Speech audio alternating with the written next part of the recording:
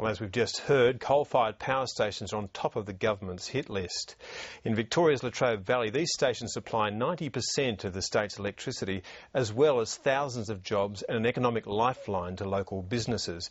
But residents in the valley community say despite today's announcements, they're still in the dark about their future. Kerry Ritchie reports.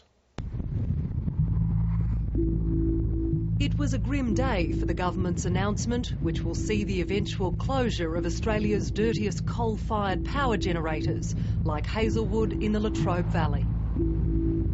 About 5,000 people live in Churchill, a town built in the 60s as a service centre for the Hazelwood power station. Part of the fear is that Churchill and also the Trobe Valley's been a little bit forgotten. Gary Goodman runs the news agency and says today's big news from the federal government has been a long time coming. It's been a lot of uncertainty at the moment, but I would think there'd be a lot of people wanting to know exactly what the Prime Minister has in mind. Gary Goodman says it's disappointing the Prime Minister hasn't been here to talk to locals. He says if the Hazelwood plant does close, his business and many others will struggle. We'd certainly lose a lot of business. Hazelwood power station, their workers that come in the shop here, if they're not working and just generally coming in, buying things during the week, it wouldn't be around. It'd be a huge impact. Customer Bill Peter says Hazelwood can't just shut. They can't. They've got no... I can't tell you where they're going to get power to run that diesel for a start off. That's going to cost run a lot. In nearby Hazelwood North, Trevor Birkbeck and his son Todd are feeling stressed. They both work at the Hazelwood power plant. Trevor Birkbeck has been there for 30 years.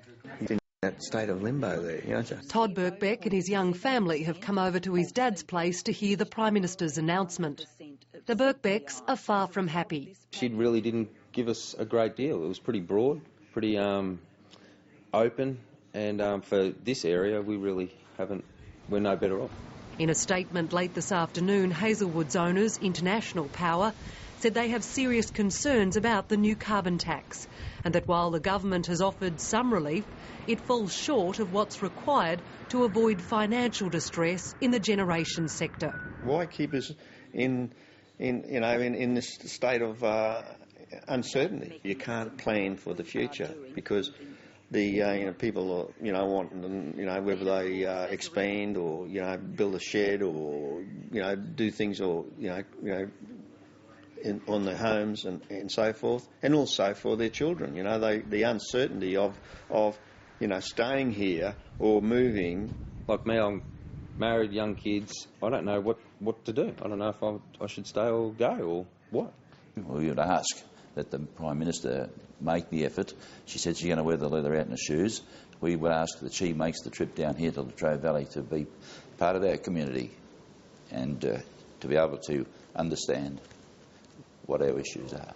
Darryl White is Mayor of the Trobe Valley, where Hazelwood, as well as 3 other major brown coal-fired generators, are situated. The critical thing for us, we would say, is that this has been clearly enunciated by the Prime Minister that the Trobe Valley is going to be one of the most affected areas in Australia so far as the impact of this this new carbon tax is concerned. You're talking a lot of affecting a lot of jobs and a lot of people's lives. Hazelwood alone provides 25% of Victoria's power. Most here say it can't be shut down overnight. The Mayor says the government will have to invest heavily in renewable energy if it's to come up with something equally as effective. And we see that so far as the future is concerned, we need to have the assistance to reskill our community if that's what's required in order for them to be able to have sustainable job opportunities going forward into the future. If we haven't got a plan there or a transitional thing, that's even something shocking, really.